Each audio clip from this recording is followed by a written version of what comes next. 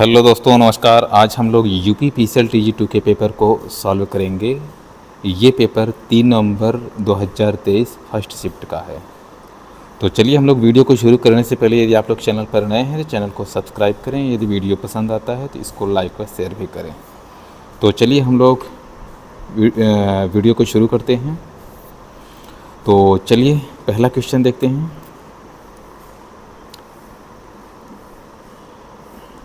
पहला क्वेश्चन है, which of the following has the highest lumen per वाट।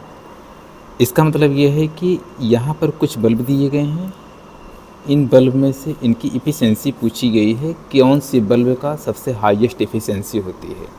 अब देखिए इफ़िशेंसी का जो फार्मूला होता है, इफ़िशेंसी इक्वल टू होता है ल्यूमेन पर वाट होता है। ये इफ़िशेंसी का फार्मूला है। तो इसमें जो बल्ब दिए गए हैं, देखिए CFL का लगभग 40 से 50 ल्यूमेन पर वाट होता है। सोडियम वेपर लैंप का भी लगभग इतना ही होता है। LED लैंप का लगभग 100 ल्यूमेन पर वाट से अधिक भी होता है। इनकैंडेसेंट लैंप का 10 से लेकर के 15 ल्यूमेन पर वाट के आसपास में होता है। इसमें ये पूछा जा रहा है सबसे अधिकतम या हाईएस्ट किसका है। इसमें देखेंगे तो LED बल्ब का है, इसलिए इसमें जो सही ऑप्शन है C होगा। चलिए क्वेश्चन नंबर नेक्स्ट देखते हैं। क्वेश्चन नंबर 2, निम्न दिए परिपथ में यदि V1 equal to 3 volt, V3 equal to 1.5 volt, तो VR का मान कितना है।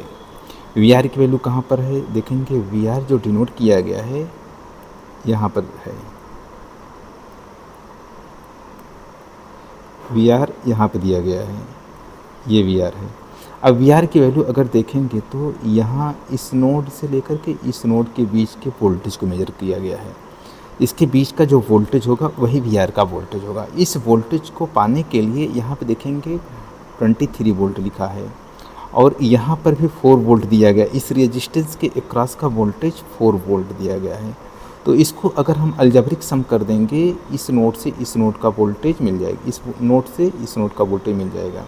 अब देखिए अगर हम इसको किसी डायरेक्शन की तरफ अगर हम बढ़ते हैं, उसको अगर हम साइन को ध्यान में रखते हुए तो उसके अकॉर्डिंग अगर हम जोड़ेंगे तो इसकी वैल्यू हमें मिल जाएगी। देखिए यहाँ हम माइनस से बाहर निकलेंगे तो इसमें जो वैल्यू आएगी -4 वोल्ट। अब यहाँ देखेंगे प्लस की तरफ से अगर हम बाहर निकल रहे हैं तो इसमें +23 वोल्ट आएगा, 23 वोल्ट। अब इन दोनों को जोड़ेंगे तो आएगा +19 वोल्ट। इसलिए इसका जो सही ऑप्शन है बी सही होगा। चलिए नेक्स्ट क्वेश्चन देखते हैं। क्वेश्चन नंबर 3, यदि आर्मेचर धारा IA है, ध्रुव की संख्या P है, तो DC मशीन के वेव वाइंडिंग में प्रत्येक ब्रश द्वारा वहन की जाने वाली धारा के लिए व्यंजक क्या होगा। तो इसमें जो ऑप्शन है इसमें देखेंगे 2IA/P। तो इसमें जो अब फार्मूला है, इस फार्मूले को ऐसे डायरेक्ट ही याद कर लीजिए। बी ऑप्शन, इसका सही ऑप्शन बी है, 2IA/P। चलिए नेक्स्ट क्वेश्चन देखिए। क्वेश्चन नंबर 4 में देखेंगे निम्नलिखित फलन के सही रूप को पहचानें। यहाँ देखिए एक मेन इक्वेशन दिया गया है, इस मेन इक्वेशन के इक्विवेलेंट इन ऑप्शन में से कौन सा है। अब देखिए इसमें जो लिखा हुआ है V1 equal to VM sine 5t + 100 degree. अब यहाँ देखेंगे ऑप्शन में यहाँ पर सभी में कास लिखा हुआ है, यानी कि इसका मतलब ये है कि अगर हम साइन से कास में कन्वर्ट करेंगे तो हमें जो सही ऑप्शन होगा उसका हम सिलेक्शन कर सकते हैं। तो इसमें देखिए कास में कन्वर्ट करने के लिए एक फार्मूला होता है V equal to VM sine omega t + 5 है।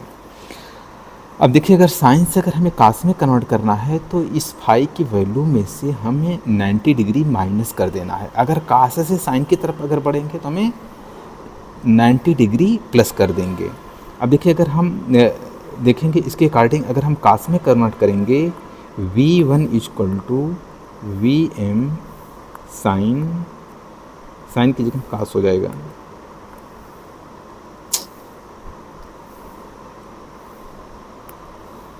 We M sine omega T, sine omega T plus phi है। अब देखेंगे V M cos omega T plus phi minus 90 degree.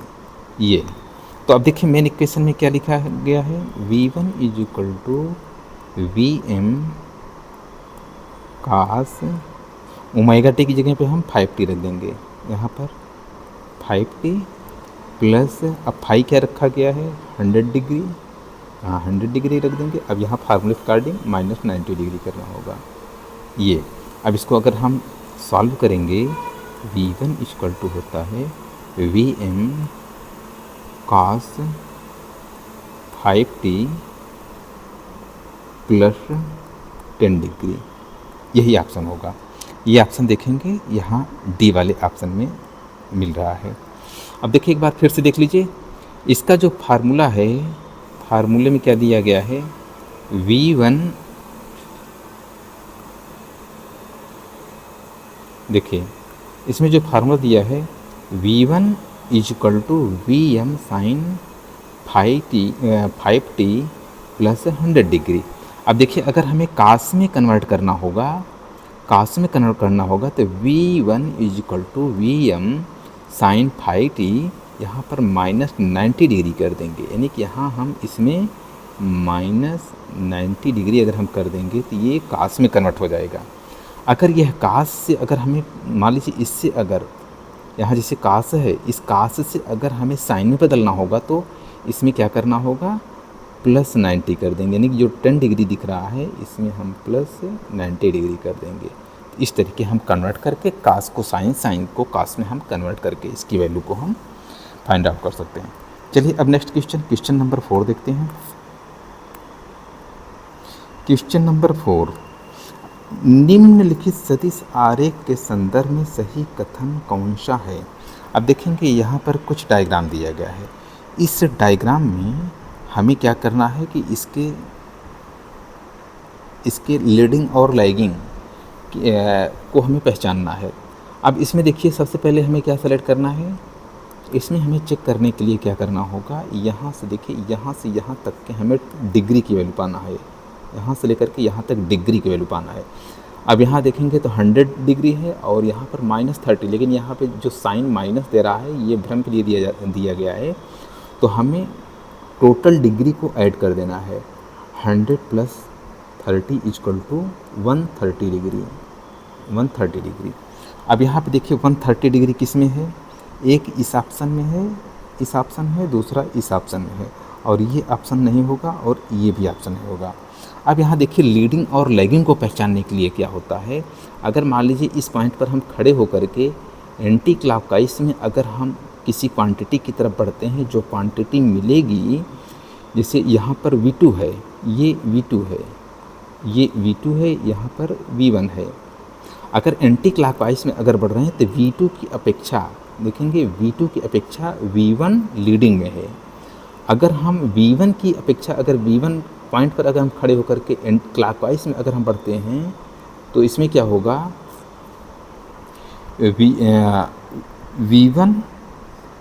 V1 के रिस्पेक्ट में अगर हम चेक करेंगे तो V1 से V2 लैग कर रहा है, कितना 130 डिग्री।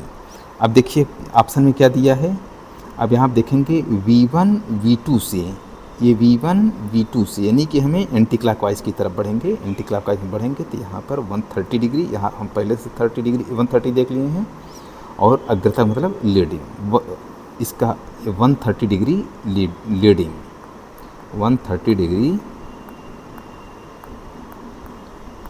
लीडिंग है। ये सही ऑप्शन इसका डी होगा। चलिए क्वेश्चन नंबर नेक्स्ट देखते हैं। क्वेश्चन नंबर 6, क्वेश्चन नंबर 6 में देखेंगे which of the following is a component of solar lamp. Solar lamp क्या होता है, देखिए सोलर लैंप पे एक सोलर पैनल लगा होगा, दूसरा बैटरी लगा होगा और कुछ इंटरनल उसके सर्किट और बल्ब लगे होंगे।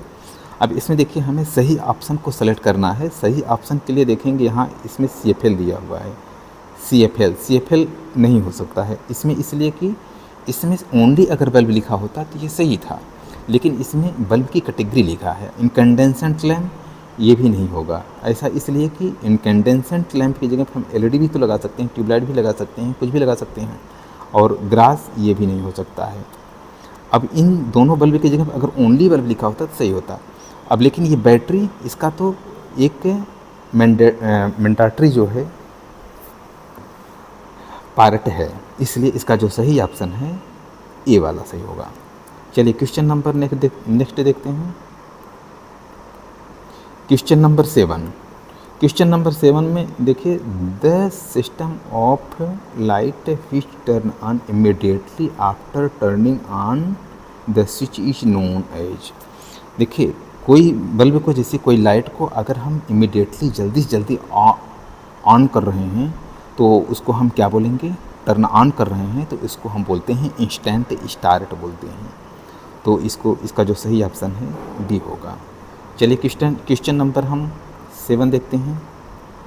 क्वेश्चन नंबर 7 में देखेंगे 8। Question number 8, single phase full bridge voltage source inverter में कितने इलेक्ट्रिक स्विच की ज़रूरत पड़ती है।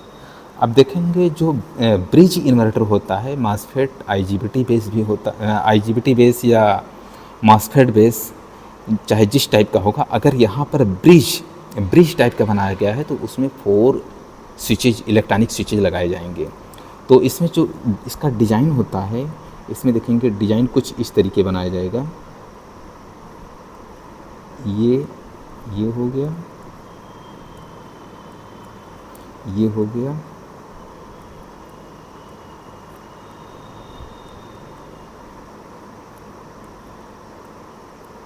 ये हो गया।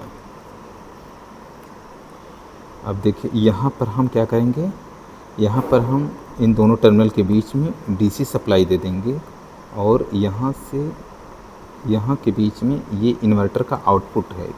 इन्वर्टर का जो आउटपुट होगा AC होगा।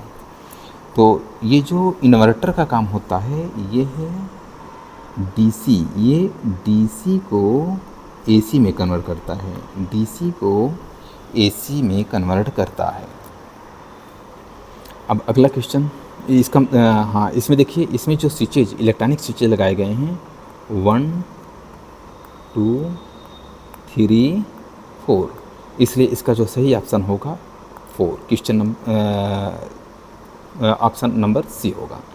चलिए क्वेश्चन नंबर अगला देखिए, क्वेश्चन नंबर 9।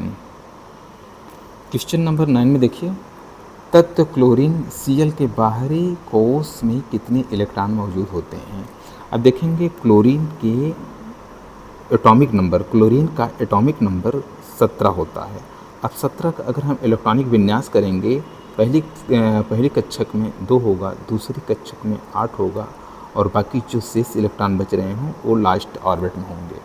तो इसके अकॉर्डिंग जो है लास्ट ऑर्बिट या बाहरी कक्षक में 7 इलेक्ट्रॉन होंगे, इसलिए इसका सही ऑप्शन सी होगा। चलिए अगला क्वेश्चन देखिए, क्वेश्चन नंबर 10।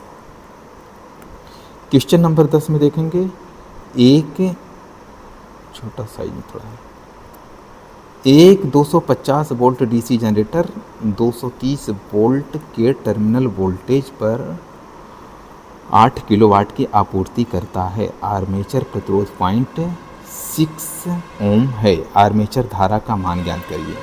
अब देखिए कोई जनरेटर है, अब जैसे जनरेटर है, जनरेटर का ये मान लीजिए आर्मेचर हो गया, ये आर्मेचर हो गया।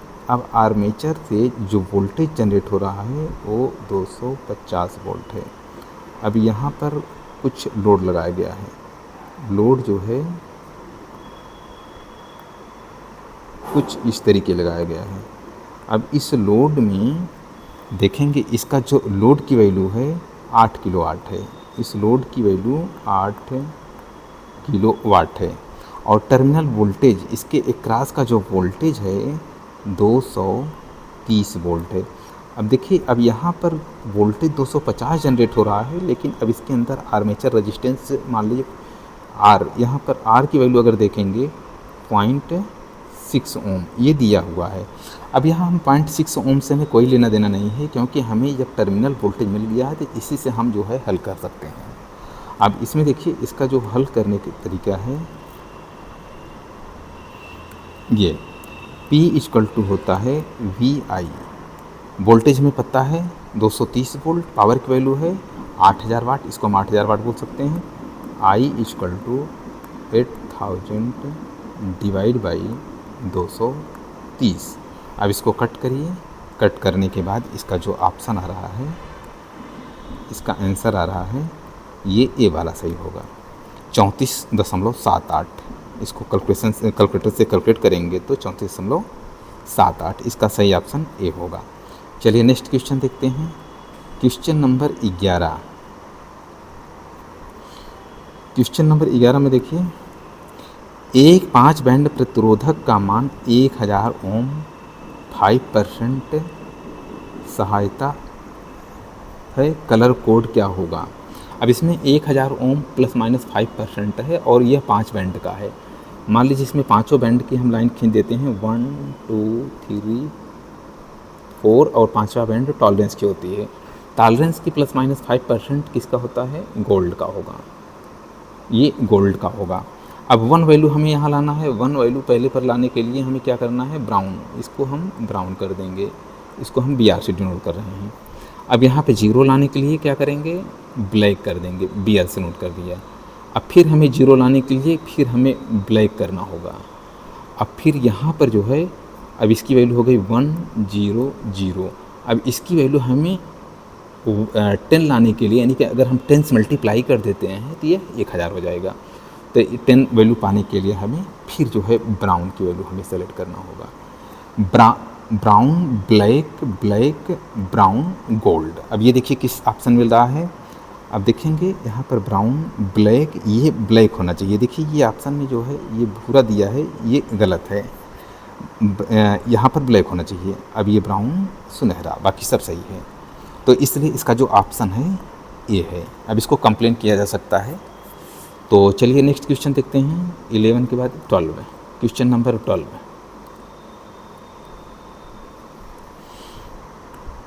क्वेश्चन नंबर 12 में देखेंगे, 6 बैंड कलर कोड प्रतिरोध में इसके कोड को देख करके कौन सा अतिरिक्त जानकारी जोड़ी जाती है जो अन्य कलर कोडेड बैंड प्रतिरोधकों में नहीं होती है।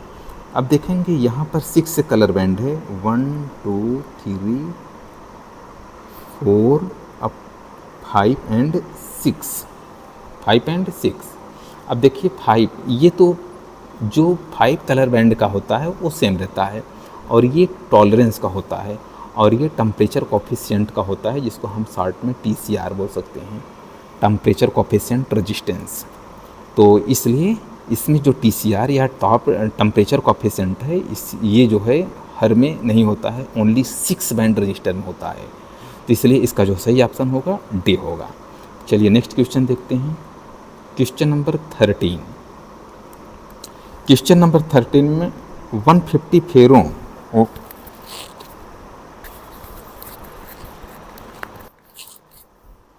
150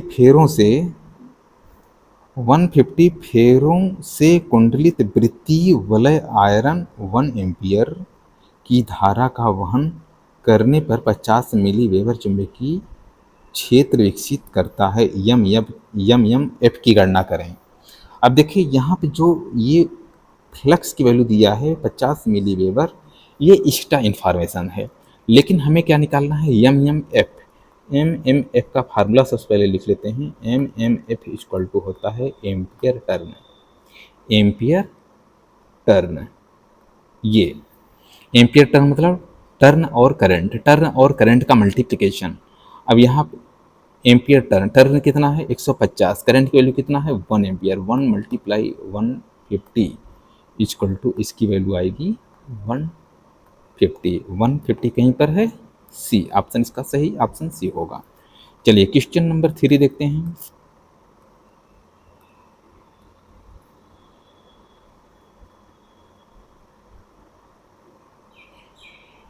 क्वेश्चन नंबर 3 में देखेंगे, क्वेश्चन नंबर 14। नेक्स्ट क्वेश्चन 14 में देखेंगे, निम्नलिखित बी एच